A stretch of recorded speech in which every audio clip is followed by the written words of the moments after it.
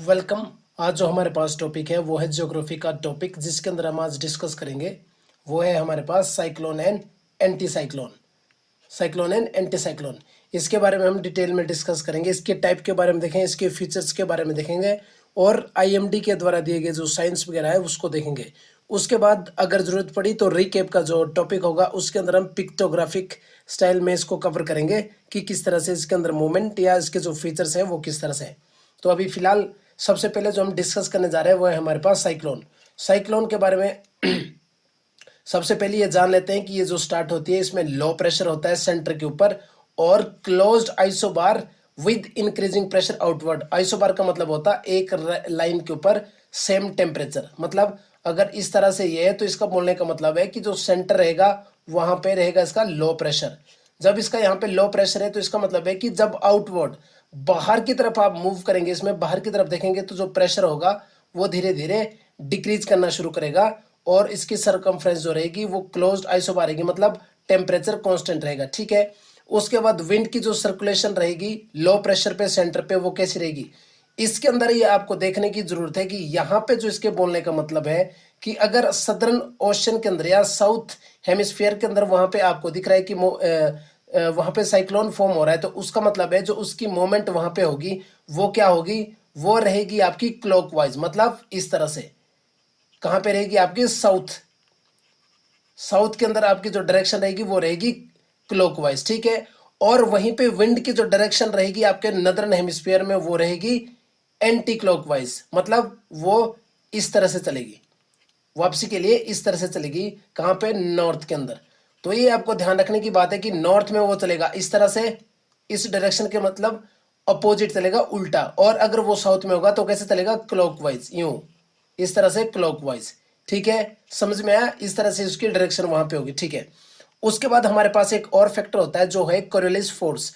अब Coriolis force का भी इसके ऊपर एक असर होता है, जिसकी वजह से क्या होता है, आपकी जो विंड होती है वो डिफ्लेक्ट होती है। डिफ्लेक्ट मीन वो वहां से चेंज कर देती है, उसकी जो सिचुएशन होगी, उसके जो वहां पे मूवमेंट का तरीका होगा वो अलग हो जाएगा। किस तरह से, अगर वो नॉर्थ के अंदर है, कंसिडर कीजिए ये हमारे पास अर्थ है, अभी इसमें बोलता है ये नॉर्थ है ये साउथ है। अगर वो नॉर्थ के अंदर है तो वो ये कह रहा है कोरियोलिस फोर्स को कह रही है राइट वर्ड, मतलब डायरेक्शन भी आप साथ में बना सकते हैं इस तरह से। ये हो गया आपका राइट, ये हो गया आपका लेफ्ट। तो राइट वर्ड मतलब नॉर्थ के अंदर ये राइट की तरफ मूव करेगा और साउथ के अंदर अपोजिट डायरेक्शन में, मतलब वहां पे ये लेफ्ट की तरफ मूव करेगा। ये हो गया कॉमन साइक्लोन के बारे में कि किस तरह से वहां पे मूवमेंट हो रहा है। ठीक है। अब हमारे पास है इसके टाइप्स। कितने टाइप के साइक्लोन होते हैं, बेसिकली हमारे पास टू टाइप के साइक्लोन है। One is the tropical cyclone, दूसरा है हमारे पास एक्स्ट्रा ट्रॉपिकल साइक्लोन। मतलब दोनों, एक्स्ट्रा ट्रॉपिकल जो साइक्लोन है उसको हम और नामों से भी जानते हैं, जैसे टेम्परेट साइक्लोन और वेव साइक्लोन। ठीक है। और दूसरा है हमारे पास ट्रॉपिकल साइक्लोन। सबसे पहले हम बात करेंगे एक्स्ट्रा ट्रॉपिकल साइक्लोन या टेम्परेट साइक्लोन के बारे में। वैसे ये तीनों के तीनों जो नेम है आपको लर्न करने की जरूरत है, क्योंकि स्टेटमेंट्स के अंदर इसके नाम अलग रखे जा सकते हैं और वहां पे आप कंफ्यूज होकर इसको गलत कर सकते हैं। ठीक है। टेम्परेट साइक्लोन के अंदर हमारे पास क्या होगा, जैसे कि इसको पहले ही बोला कि अलग अलग नामों से जाना जाता है, तो एक्स्ट्रा ट्रॉपिकल साइक्लोन भी है। इसके प्रोड्यूस जो जहां पे ये फॉर्म बनने की शुरुआत होगी बोथ हेमिस्फीयर में विंटर सीजन के अंदर। विंटर का जब सीजन होगा तो विंटर के अंदर ही आपको ये देखने को मिलेंगे, विंटर सीजन के अंदर। और प्रोड्यूस होंगे लो प्रेशर पे मिड लैटिट्यूड के आसपास। मतलब जहां पे प्रेशर लो होगा, जैसे यहां से फॉर्म हो रहा है तो प्रेशर सेंटर के अंदर इसका प्रेशर लो रहेगा, ये फॉर्म करेगा आपका मिड लैटिट्यूड के आसपास। और उसके अंदर भी कंसिडर कीजिए हमारे पास यहाँ पे अर्थ है, यहाँ पे 0 डिग्री हो गया, यहाँ पे 30 डिग्री हो गया, यहाँ पे 60 हो गया और यहाँ पे हो गया आपका 90 डिग्री। तो ये इसके बोलने का मतलब है कि जो आपके ये एक्स्ट्रा ट्रॉपिकल साइक्लोन हो गए ये फॉर्म करेंगे लैटिट्यूड के पास, जो लगभग 35 to 65 के आसपास होंगे, उस लेटीट्यूड के पास ये आपके जो बनेंगे। और ये ट्रू है दोनों स्फीयर के लिए, हेमिस्फीयर के लिए, मतलब वो सदर्न भी हो सकता है और नदरन भी, दोनों सीजन के हिसाब से वहां पे होगा। ठीक है। और ये मोस्ट इंटेंसिफाइड होंगे और हाई कॉन्ट्रास्ट की वजह से इसमें एक पोलर फ्रंट थ्योरी के हिसाब से जो फ्रंटोजेनेसिस होता है उसके जो प्री कंडीशन होती है फॉर्मेशन के लिए वो क्या आती है, हम नेक्स्ट पेज के अंदर देखेंगे। बट यहाँ पे एक क्विक रिकेप दोबारा से ले लेते हैं कि इसको एक्स्ट्रा ट्रॉपिकल साइक्लोन बोलेंगे, प्रोड्यूसर विंटर के अंदर होगा बोथ हेमिस्फीयर के अंदर। ये प्रोड्यूस होगा लो प्रेशर के ऊपर मिड लेटीट्यूड के आसपास, जिसमें 35 to 65 जो लेटीट्यूड होंगे आपके उसके आसपास बोथ हेमिस्फीयर में, ठीक है। उसके बाद हमारे पास है मोस्ट इंटेंसिफाइड होगा, क्योंकि हाई कंट्रास्ट यहाँ पे रहेगा। और अब देख लेते हैं ये थ्योरी क्या कहती है, ठीक है। अब इस थ्योरी के हिसाब से ये बोलती है कि जो एक नेसेसरी कंडीशन होनी चाहिए एक फ्रंट के लिए वो किस तरह से है। ये बोलता है कि उसके लिए सबसे पहले जो पॉइंट है कि टू एयर मासेस जो होंगे वो फेस डायरेक्शन के अंदर होने चाहिए। फॉर एग्जांपल यहाँ पे एयर मास एक इस तरफ से आ रहा है, एक इस तरफ से आ रहा है, तो दोनों फेस टू फेस होने चाहिए, मतलब फेस डायरेक्शन की तरफ होना चाहिए जहां से ये साइक्लोन बनना स्टार्ट होगा, ठीक है। दूसरा ये बोलता है कि जब वो दोनों एयर मासेस अपोज करेंगे एक दूसरे को तो वहां पे क्या होगा, हाई कंट्रास्ट क्रिएट होगा, जिसमें प्रॉपर्टी क्या रहेगी, आपके टेम्परेचर रहेगा वहां पे, प्रेशर रहेगा, डेंसिटी वहां पे रहेगी और आपकी ह्यूमिडिटी, ठीक है। ये चीजें वहां पे रहनी चाहिए। उसके बाद जब ये कंडीशन पूरी हो जाएंगी वहां पे तो क्या होगा, वहां पे साइक्लोन की फॉर्मेशन स्टार्ट हो जाएगी, ठीक है। दूसरा जो आपका एक्स्ट्रा ट्रॉपिकल साइक्लोन है वो कवर करेगा एक vast area, even 10 lakh square kilometre तक का वो एरिया कवर कर सकता है। और ये कन्वर्जेंस से फॉर्म होगा टू डिफरेंट एयर मासेस, जैसे कि मैंने यहां पे बताया कि टू डिफरेंट जब एयर मासेस एक दूसरे को अपोज करेंगे उसके डिफरेंट से वहां पे, और जब यहाँ पे ये फैक्टर क्रिएट होंगे तो वहां पे साइक्लोन बनना स्टार्ट हो जाएगा, ठीक है। और ये एक्सटेंड कर सकता है up to 10 kilometre to troposphere, ये 10 किलोमीटर तक एक्सटेंड कर सकता है। इस तरह से 10 किलोमीटर तक एक्सटेंड कर सकता है किसी भी डायरेक्शन के अंदर ट्रोपोस्फियर के अंदर, ठीक है। उसके बाद हमारे पास है सोर्स ऑफ एनर्जी। अब हमने देख लिया कि उसकी कंडीशंस क्या है उसको फॉर्म होने के लिए, but what are the major source for the energy. Source के लिए वहां पे है moisture present in the hot humid air, जो आपकी एयर होगी लाइट होगी सबसे पहले, अगर तो हॉट है दैट मीन ह्यूमिडिटी हाई है और उसका डेंसिटी क्या होगी, लो।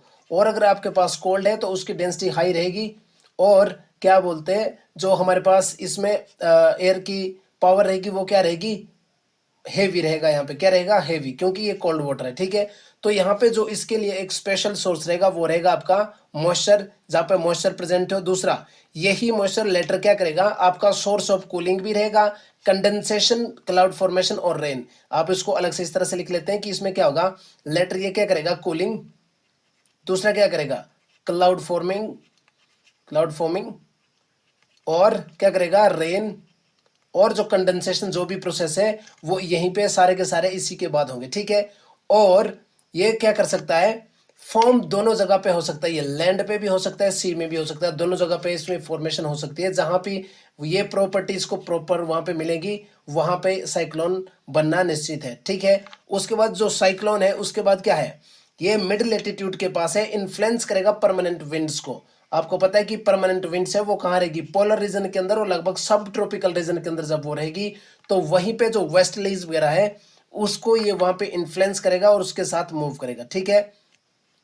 जो मूवमेंट रहेगी साइक्लोन की वो ईस्टवर्ड रीजन की तरफ रहेगी, ठीक है। और इसकी स्पीड 32 किलोमीटर रहेगी समर के अंदर एंड 48 किलोमीटर पर आवर रहेगी विंटर के अंदर, ठीक है। ईस्टवर्ड आप इस तरह से डायरेक्शन देख सकते हैं, ईस्ट, मतलब इसकी जो ओरिजिन रहेगा वो ईस्ट इस जगह पे रहेगा और इसकी स्पीड रहेगी लगभग 32 समर के अंदर, 48 किलोमीटर विंटर के अंदर। और ये फॉर्म हो सकता है सक्सेसिव स्टेजेस के अंदर। अब वो हम समझ लेते हैं कि जो इसकी सक्सेसिव स्टेज है वो कौन कौन सी स्टेजेस है जिसके अंदर ये फॉर्म होगा, और हमें पता चलेगा कि हाँ साइक्लोन के फॉर्मेशन की स्टार्टिंग हो चुकी है, ठीक है। तो हमारे पास स्टेज 1 के अंदर क्या है, हमने पहले भी ये डिस्कस कर लिया कि टू एयर मासेस की कॉन्ट्रास्टिंग फिजिकल प्रॉपर्टीज होनी चाहिए और उनकी डायरेक्शन भी, फेस होनी चाहिए, वो एक दूसरे के फेस के आसपास होने, दोनों के फेस सामने सामने हो और वो अपोज करे एक दूसरे को, और वहां पे कॉन्ट्रास्टिंग फिजिकल और डायरेक्शनल प्रॉपर्टी हो, ठीक है। दूसरे स्टेज के अंदर हमारे पास क्या होगा कि जो इंसिपिएंट स्टेज होगी, इसको हम बोलेंगे इंसिपिएंट जो स्टेज होगी, वहां पे क्या होगा, कोल्ड एंड वार्म जो बॉडी होगी वहां पे क्या होगा, वो एक दूसरे की टेरिटरीज को पेनिट्रेट करेंगे, ठीक है। जैसे कि यहाँ पे है सी है और यहाँ पे लैंड मास है, तो यहाँ पे क्या रहेगी, लगभग कोल्ड और यहाँ पे रहेगी हॉट। तो ये एक दूसरे की जब टेरिटरी को इन्फ्लुएंस करेंगे या दूसरे की टेरिटरी के अंदर घुसेंगे तो क्या होगा, वहां पे एक फ्रंट फॉर्म होगा कोरियोलिस फोर्स की वजह से, ठीक है। ये हो गया आपका स्टेज 2। अब जब ये यहाँ पे फॉर्म हो गया कोरियोलिस फोर्स की वजह से, फ्रंट भी तैयार हो गया, तो उसके बाद क्या होगा, नेक्स्ट स्टेज के अंदर ये मेच्योर स्टेज के अंदर आ जाएगा जहां पे साइक्लोन वो फुली डेवलप कर जाएगा और आइसोबार बिकम सर्कुलर। यहाँ पे जो आइसोबार मतलब जो टेम्परेचर रहेगा वो धीरे धीरे इस तरह से हो जाएगा, कांस्टेंट वहां पे हो जाएगा और उसकी सर्कुलेशन बननी वहां पे स्टार्ट हो जाएगी और वो कंटिन्यूसली हायर स्टेज की तरफ जाता रहेगा, ठीक है। उसके बाद जो रेनफॉल जनरेट वहां पे होगी, ये दो टाइप से हो सकती है, वार्म फ्रंट की वजह से और कोल्ड फ्रंट की वजह से। यहाँ पे वार्म फ्रंट की वजह से जो स्टार्ट होगी, उसके लिए जो क्लाउड की फॉर्मेशन रहेगी वो रहेगी निम्बोस्ट्रेटस, ये इंपॉर्टेंट पॉइंट है। और कोल्ड के लिए हमारे पास रहेगी कुमुलोनिम्बस, ठीक है। कुमुलोनिम्बस जो है यहाँ पे है, ये क्लाउड की फॉर्मेशन रहेगी आपके कोल्ड फ्रंट के लिए। अगर वहां पे कोल्ड फ्रंट होते तो इस तरह के क्लाउड वहां पे आएंगे, जिसकी वजह से वहां पे रेनफॉल होगी, ठीक है। ये बहुत ही इंपॉर्टेंट स्टेटमेंट यहाँ पे लिखी गई है। फिर नेक्स्ट स्टेज के अंदर क्या होगा, जो वार्म सेक्टर होगा साइक्लोन का, वो धीरे धीरे नैरो होता जाएगा। फॉर एग्जांपल इतने एरिया के अंदर है, तो धीरे धीरे ये इस तरह से मूव करना शुरू होगा और ये एरिया नैरो होता जाएगा। जब ये नैरो होता जाएगा तो जो बाहर का कोल्ड फ्रंट है वो धीरे धीरे इसको ओवरटेक करने की कोशिश करेगा, ठीक है। जब वो इसको ओवरटेक कर लेगा तो वहां पे क्या होगा, ओक्यूलेटेड एक फ्रंट वहां पे फॉर्म होगा, जिसकी इंटेंसिटी क्या होगी, विंड और रेनफॉल की जो इंटेंसिटी होगी वो धीरे धीरे डिक्लाइन की तरफ, मतलब कम होनी स्टार्ट हो जाएगी, ठीक है। फिर इसी के साथ नेक्स्ट स्टेज के अंदर यहां पे हमने देखा था कि ये कंप्लीटली डिसअपियर होने की कगार पे पहुंच जाएगा, क्योंकि जो वार्म सेक्टर है उसका वो खत्म कर दिया है ओक्यूलेटेड फ्रंट की वजह से, जिसमें एलिमिनेशन हो जाएगा कोल्ड की, और जो मास होगा उसका वो उसको कवर कर रहेगा, और जो साइक्लोन हो जाएगा वो डाइड हो जाएगा, ठीक है। एक बार इसी स्टेज को दोबारा देख लेते हैं। फॉर एग्जांपल ये हमारा यहाँ पे साइक्लोन बन रहा है धीरे धीरे, तो यहाँ पे क्या होगा, लो प्रेशर होगा। फर्स्ट स्टेज के अंदर क्या होगा, कॉन्ट्रैक्टिंग एयर मासेस होंगे, प्रेशर टेम्परेचर डेंसिटी रहेगी, तो धीरे धीरे ये फॉर्म होना यहाँ पे स्टार्ट हो जाएगा, ठीक है। उसके बाद क्या होगा कि जो इसकी स्टेज है, इसके अंदर क्या होगा, वार्म जो फ्रंट होगा उसकी तरफ कोल्ड धीरे धीरे अंदर की तरफ आना स्टार्ट होगा, और वो क्या करेगा, फाइनली जो वार्म है उसको ओवरटेक कर लेगा, ठीक है। ओवरटेक कर लेगा तो वहां पे ओक्यूलेटेड एक फ्रंट बनेगा, जो फ्रंट कैसा होगा, वीक फ्रंट रहेगा, और उसकी वजह से क्या होगा कि रेनफॉल और जो क्या बोलते हैं आपके क्लाउड फॉर्मेशन है वो धीरे धीरे लो रहेगी, विंड की स्पीड लो रहेगी, और धीरे धीरे जो कोल्ड है ये ओकुलेंट फ्रंट को भी खत्म कर देगा, जिसकी वजह से आपका साइक्लोन डाइड कर जाएगा, ठीक है। अब इसका इन्फ्लुएंस क्या रहता है वेस्टर्न डिस्टर्बेंसेस के अंदर, वो देख लेते हैं। वेव साइक्लोन है या एक्स्ट्रा ट्रॉपिकल जो साइक्लोन है वो जनरेट होते हैं मेडिटेरियन और कैस्पियन सी के आसपास। अगर हम मैप के अंदर देखें तो यहां से आपको दिखेगा मेडिटेरियन सी, यहाँ पे दिखेगा आपको इसी के साथ ही ऊपर को ब्लैक सी, और इसी के आसपास दिखेगा यहाँ पे कैस्पियन सी। तो कैस्पियन सी और आपके मेडिटेरियन सी से जो वेव्स वहां से फॉर्म होनी शुरू होगी वो ईस्टवर्ड मूव करेगी जेट स्ट्रीम के साथ, ठीक है। और वो कहां पे एंटर करेगी, इंडिया के नदर्न रीजन के अंदर, जहां पे आपको स्नोफॉल और रेनफॉल देखने को मिलेगी, जिसकी वजह से रबी क्रॉप को वहां पे बेनिफिट होता है, ओके। उसके बाद हमारे पास है ट्रॉपिकल साइक्लोन, जो इसका सेकंड पार्ट है। फर्स्ट पार्ट के अंदर हमने देख लिया है कि उसमें चीजें किस तरह से हो रही है। अब हमारे पास है सेकंड पार्ट। सेकंड पार्ट में हमारे पास है ट्रॉपिकल साइक्लोन। अब ट्रॉपिकल साइक्लोन की फॉर्मेशन है वो फॉर्म कैसे करेगा, अब यहाँ पे मैं एक बार दोबारा से यहाँ पे अर्थ की फॉर्म करता हूँ, जहां पे इक्वेटर के पास 0 डिग्री, फिर 30 डिग्री हो गया, फिर 60 हो गया, और हमारे पास यहाँ हो गया फाइनली 90 पोलर रीजन के आसपास। अब ये बोलता है कि ट्रॉपिकल साइक्लोन आपका 5 to 30, मतलब लगभग यहाँ और यहाँ, इसके बीच आपके ट्रॉपिकल साइक्लोन आपको देखने को मिलेंगे दोनों डायरेक्शन के अंदर। ये बोथ के लिए स्टेटमेंट सही रहेगी। बट एक्स्ट्रा ट्रॉपिकल साइक्लोन में हमने क्या पढ़ा था कि 35 to 65 के आसपास वो यहाँ पे फॉर्म होंगे, ठीक है।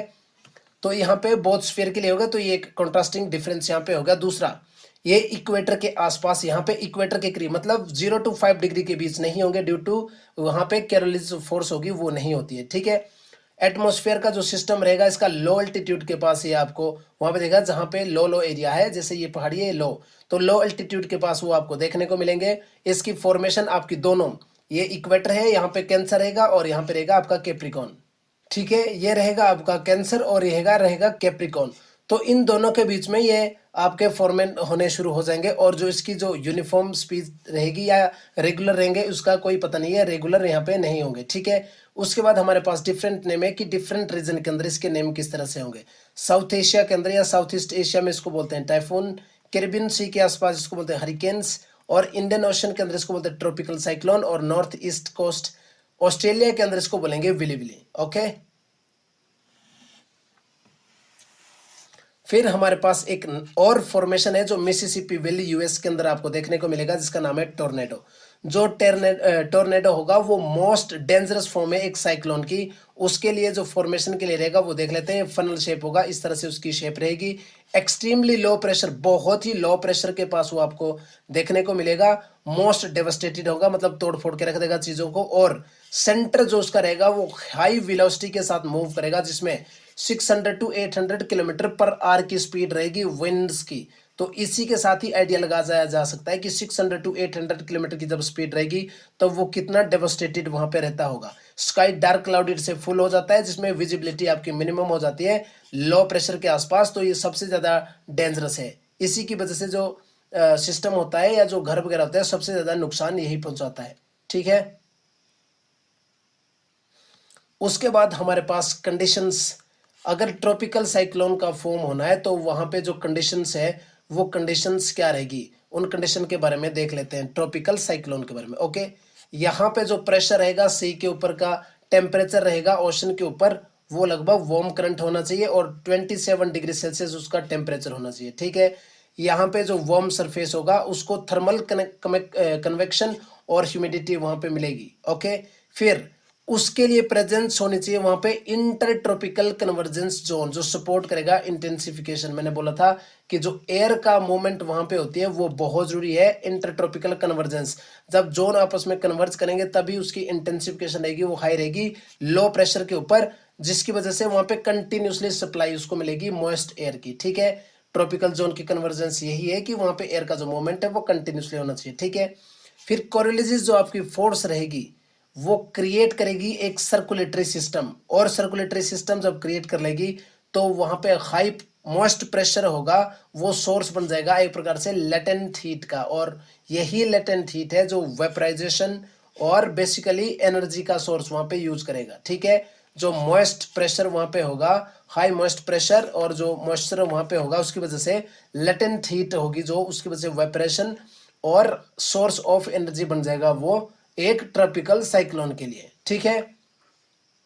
फिर हमारे पास इसमें क्या होना चाहिए, जो मिनिमम आपकी वर्टिकल विंड फ्लो शेयर, मतलब जैसे कि इस डायरेक्शन में मूव कर रहा है तो आपका वर्टिकल जो फ्लो एयर का हो वो लगभग मिनिमम या ना के बराबर होना चाहिए, ताकि वो उसको रिस्ट्रिक्ट ना करे, जो एयर की मूवमेंट है उसको रिस्ट्रिक्ट ना करे। और डाइवर्जेंस जो एयर होगी अपर ट्रोपोस्फियर की तरफ, ये डाइवर्ट होगी अपर ट्रोपोस्फियर की तरफ। ठीक है। जो ट्रॉपिकल आपका साइक्लोन रहेगा वो कवर करेगा स्मॉल, बट उसकी जो डिस्ट्रक्शन होगी वो हाई रहेगी, और उसका जो डायमीटर होता है वो लगभग 80 टू 300 किलोमीटर के आसपास रहेगा। और समटाइम ये रिस्ट्रिक्ट कर सकता है आपका सिर्फ 50 किलोमीटर तक। ठीक है। और इसका जो एक्सटेंड रहेगा वो लगभग 15 किलोमीटर के आसपास रहेगा एक सी लेवल से और अपर ट्रोपोस्फियर तक। इवन यहीं पे हमने देखा था कि एक्स्ट्रा ट्रॉपिकल जो साइक्लोन थे उसके अंदर ये सिर्फ 10 किलोमीटर तक ही इसका इस तरह का जो एक्सटेंड रहेगा सी से वो इतना रहता है। ठीक है।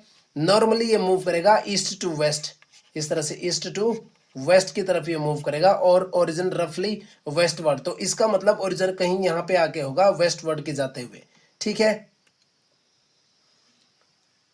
उसके बाद हमारे पास है फुली डेवलप्ड ट्रॉपिकल साइक्लोन। जो हमारे पास फुली डेवलप एक साइक्लोन होता है उसके अंदर क्या क्या पार्ट होते हैं, उसके अंदर कंसिस्ट क्या होता है। ठीक है। सबसे पहले आई होती है, जहां से वो स्टार्ट होता है, इस तरह से ये उसकी आई होगी, वहां पे लो प्रेशर होगा, हाई टेम्परेचर रहेगा, हाई ह्यूमिडिटी रहेगा और नो विंड्स।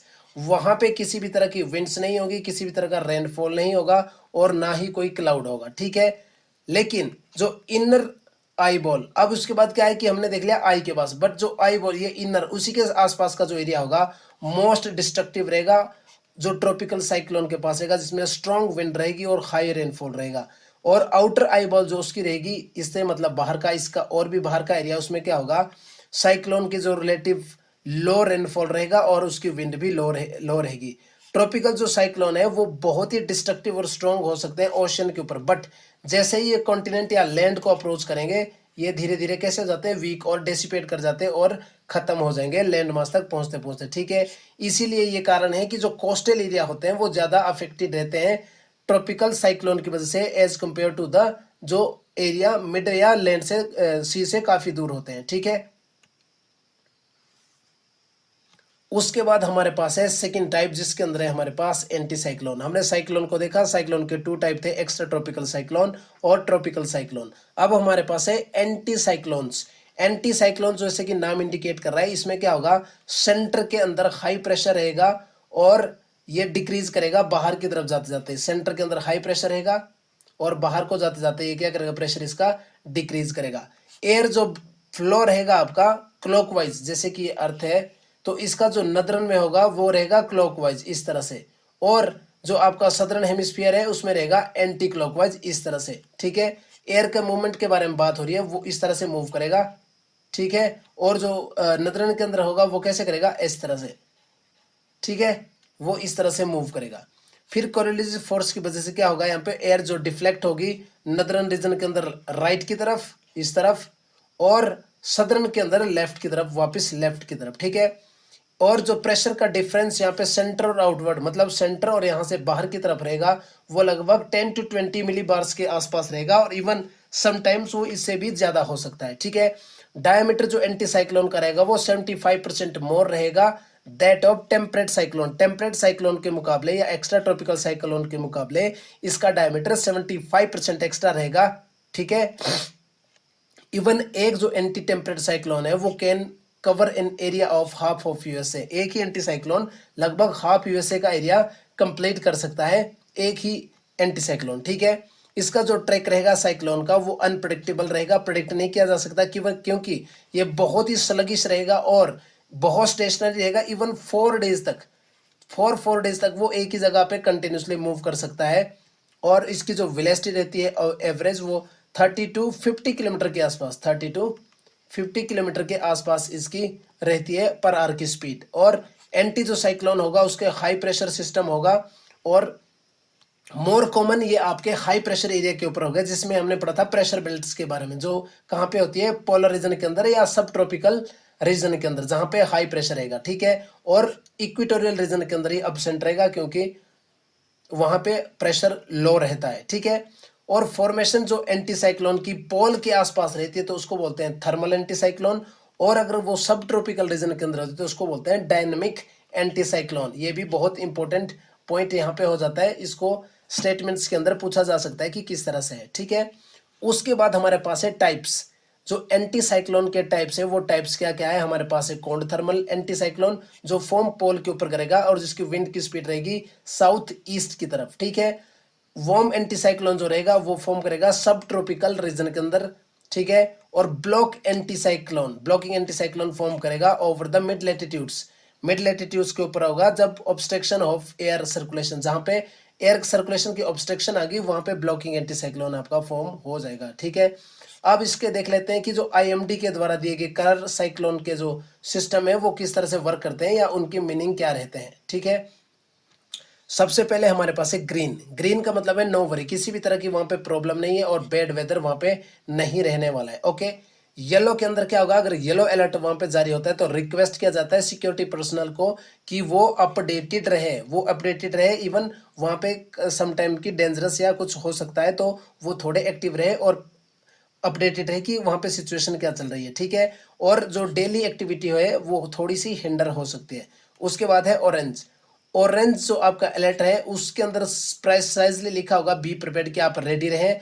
आपको इंडिकेट किया जाता है कि जो कम्युनिकेशन सिस्टम है वो डिसरप्ट हो सकता है, और वार्निंग, एक प्रकार से वार्निंग सर्व की जाती है कि वहां से इवैक्यूएट करने की स्थिति भी आ सकती है, तो आप प्रिपेयर रहिए। ओके, रेड अलर्ट, रेड से क्लियर हो जाता है कि स्ट्रॉन्ग वार्निंग है, जिसके अंदर अथॉरिटीज को एक एक्शन लेने के लिए बोला जाता है कि वो कृपया कोई ना कोई एक्शन ले, क्योंकि वेदर की जो कंडीशन रहेगी वो बहुत ही ज्यादा सीवियर रहेगी, और नेसेसरी एक्शन के लिए वहां पे बोला जाता है। जो सिक्योरिटी पर्सनल और हमारे पास डिजास्टर मैनेजमेंट टीम होगी उनको कॉल अपॉन किया जाएगा कि वो इसके ऊपर थोड़ा सा सजग रहे और लोगों को बचाने की वहां पे कोशिश करें।